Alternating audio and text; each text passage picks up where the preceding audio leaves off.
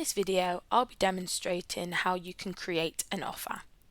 So firstly, make sure you're in the requirement that you'd like to create an offer for, and then go to where it says candidates along the top and select this.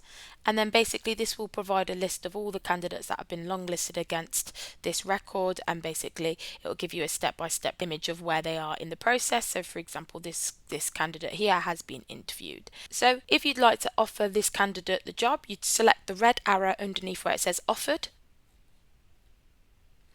and then the offer details will appear.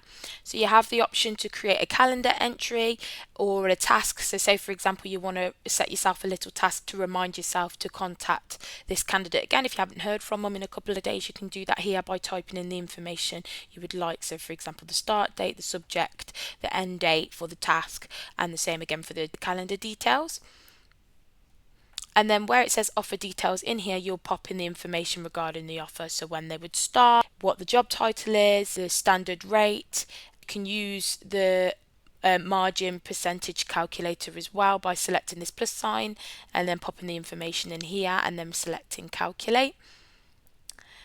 And you can also select, for example, if it wasn't resourced by yourself, another user, and you can do the same by who placed them as well. And you can select here by pressing the drop down menu and selecting the applicable contract type and all of that as well. And once you're happy with all the information, you select save.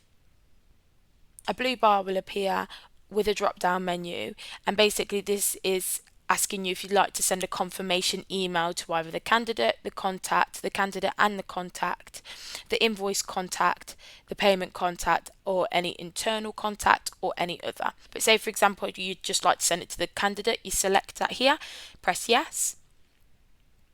So then it will pop in the information regarding the contact that it has, but if you'd like to, you can put in their email here or in the CC section or the BCC section.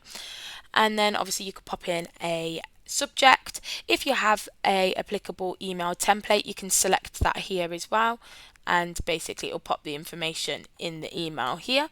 And you can select merge fields, and you can also send this email as a meeting request or a Teams request if you'd like to. Like say for example you'd like to have a little chat with them about when they would start and everything, you can do that here.